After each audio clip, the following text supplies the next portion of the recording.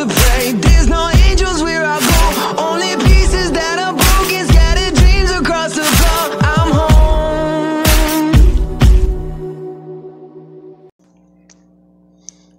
Alrighty.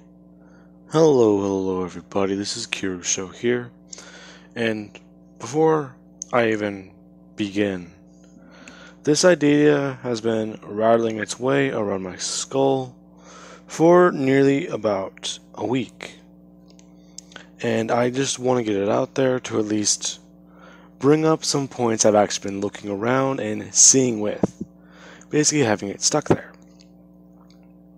Now, basically, I'll be explaining what I mean by what I titled the video, because I might title it How I Believe My Hero Academia May End, or essentially a theory on how Quirk Singularity will affect the end of the series, and or how I believe that many clues and plot points Horikoshi has left for us will affect the overall story.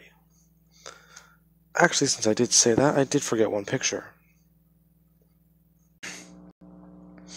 Okay, I found it.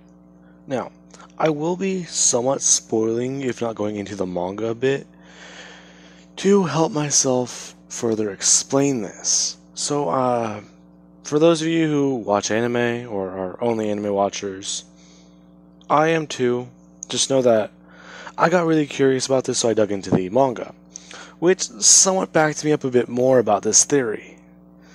So that kind of just threw me more interested into this. So for those of you guys who stick around, or for those of you who are clicking off the video, I will be uploading my Predator What If after I record this one. Or I'll record it after I'm done with this one. Now, with that being said, let me just begin from the start. Basically, Quirk Singularity is the concept that eventually all quirks have a limit. Not just that, it's that the human body itself has a limit with quirks. However strong a quirk can be is however strong the human body can be. Eventually, a human body will or if not be able to contain the power of a quirk. Now, what I mean by that is, well, Deku, he's a very good example. One for All has been passed down from generation to generation. It's the same quirk that has been passed down since the very beginning of quirks. This one in particular, stockpiling energy. Deku's quirk has reached singularity. If not, it's gone past it, like it says on the screen. Deku, eventually, if he were to pass down it One for All to the next user, with it growing in power, them passing it down and down again, eventually it'll get to the point where whenever One for All gets passed down to someone, they will be the last user, because it is impossible, humanly, to give that person the quirk without them dying of the effect. Another good example of Quirk Singularity. This is the beginning. Whenever people started manifesting quirks, you had these examples.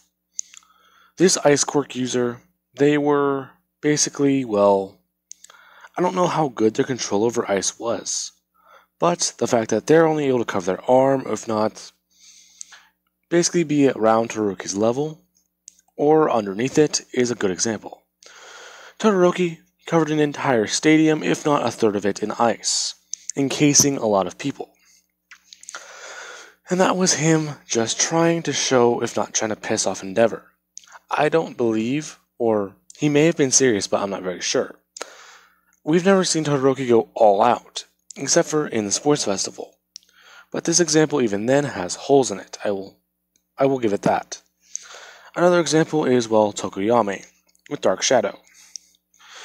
His quirk can reach singularity at different points of time, emotionally, during the day, or during the night.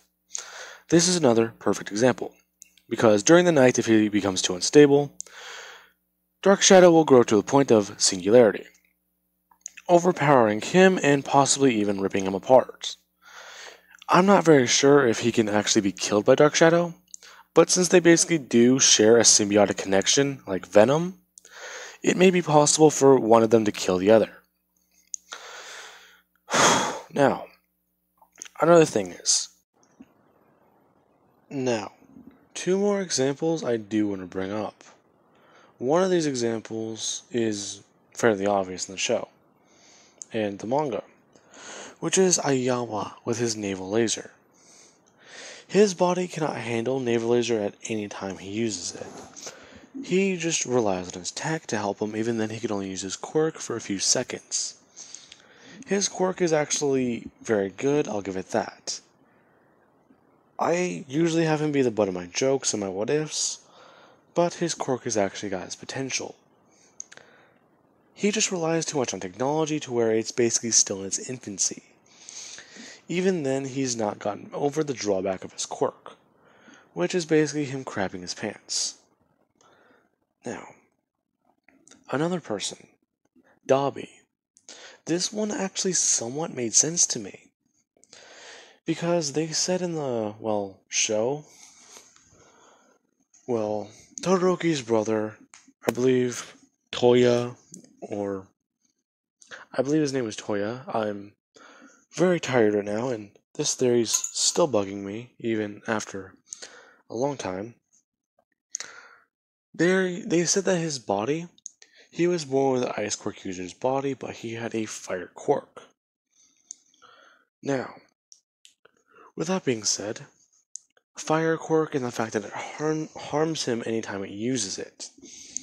I want to say that quirk theory, if not what the doctor said to Dobby, because I believe this was also the doctor that diagnosed Deku. This might be a lie, flat out and plain. Dobby may not have an ice quirk user's body at all. That could just be what the medical professional told them, because, Dr. Ichiko is an asshole. He could have seen Dobby's quirk having potential and wanting to take it. But there's being one problem. All for One did not want it, so he had to use this lie as a diagnosis. Bringing up another theory. Dobby's quirk is too strong for his own body. That's why he has those burn marks all over himself. It's not from the fact that his body is wrong or it's set up improperly. It's the fact that his quirk is too strong. Now, that is an entire other can of worms, which, thinking about it, made too much sense to me.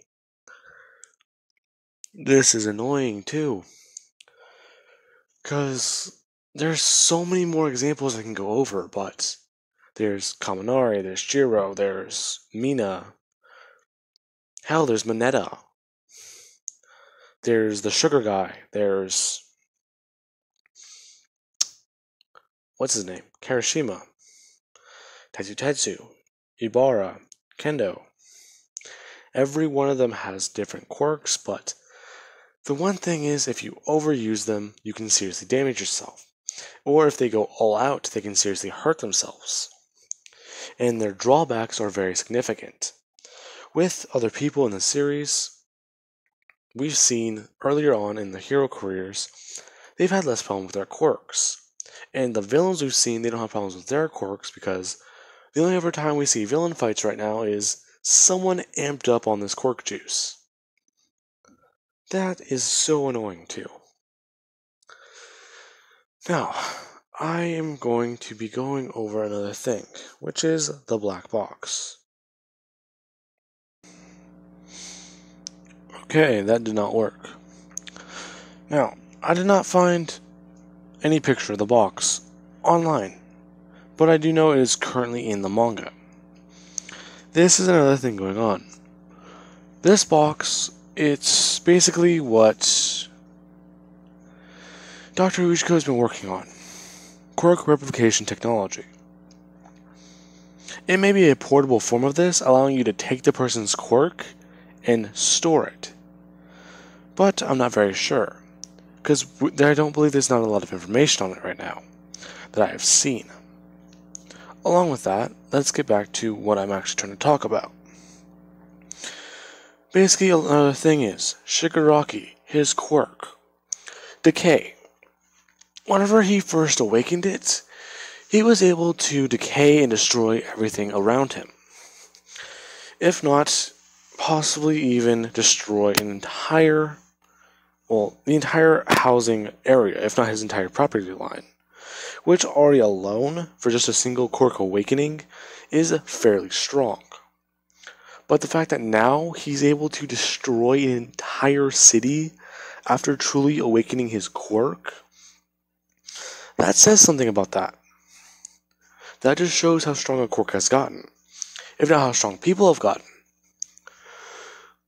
All Might, after 8 generations of a stockpiled power, he has been, he's not being shown to be weaker, it's showing that the next generation is always stronger. Including the kids that Todoroki, the Wind Guy, Bakugo, and I believe her name, she's that chick Toga impersonated. This is very annoying, because I'm trying to keep all these straight in my head. But, they basically had to fight against a new generation of children, with quirks.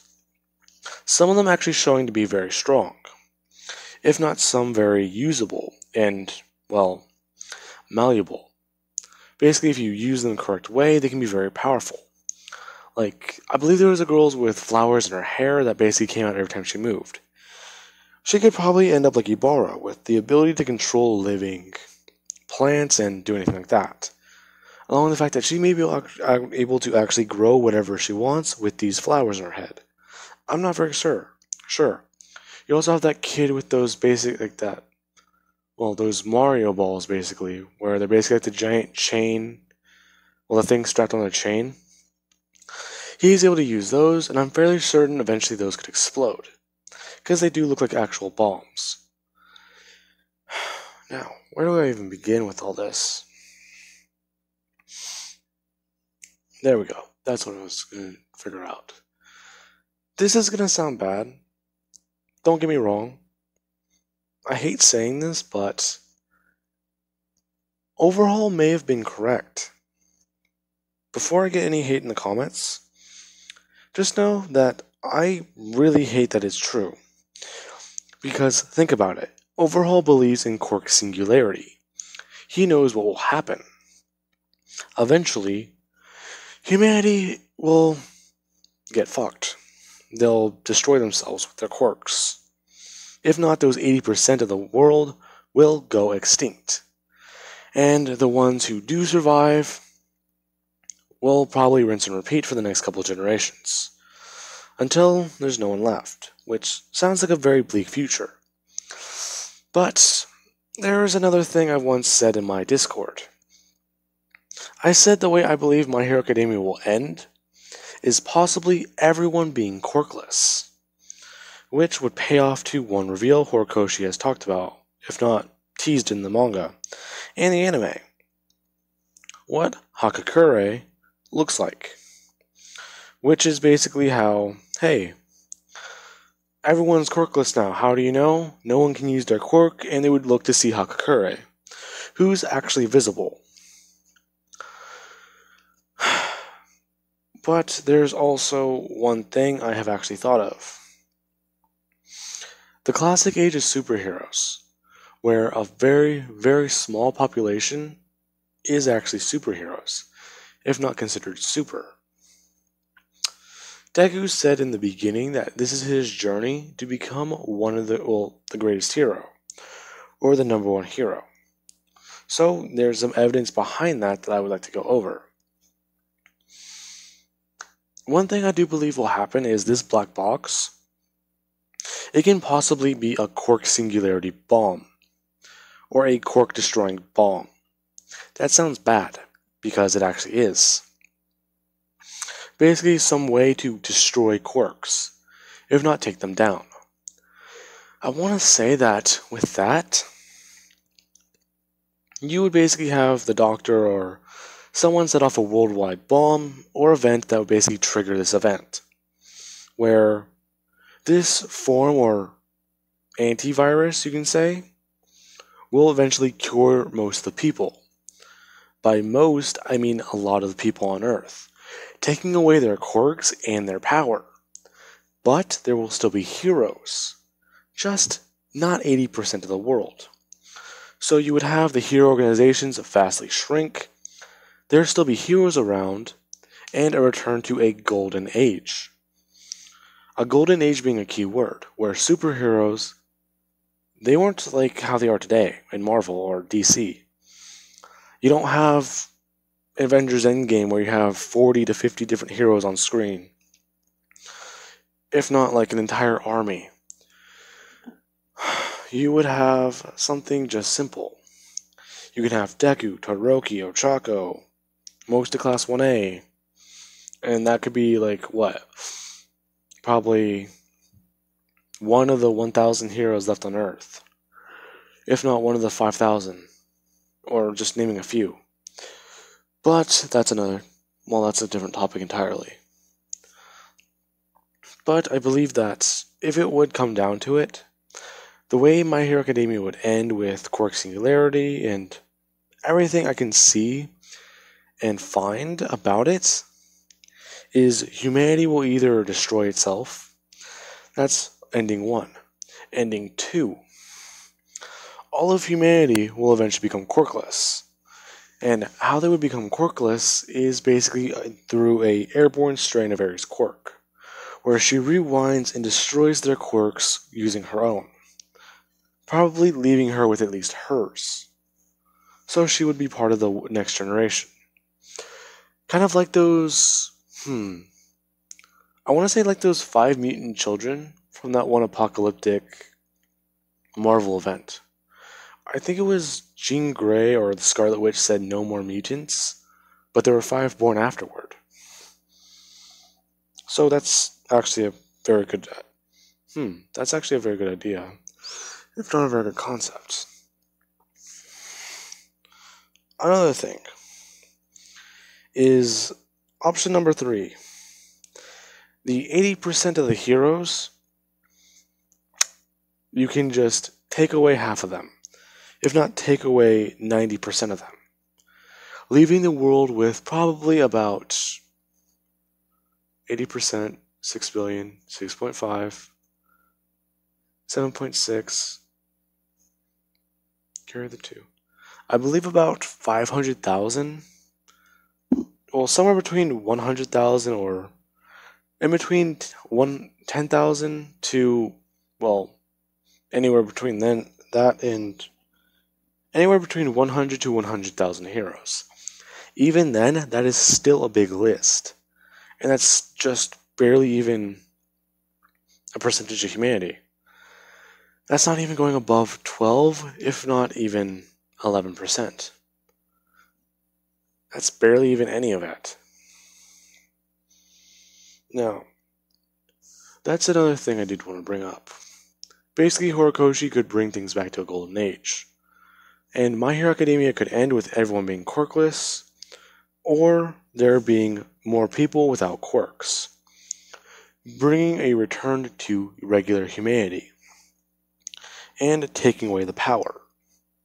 Making it to where being quirkless isn't a bad thing, it's just a new way of living, a new way to deal with something, a new problem for everyone to deal with. Now, with that being said, that is a lot to unpack and a lot of things to process. I could go longer, but if I did, I'd probably go on a rant for 40 to possibly an hour.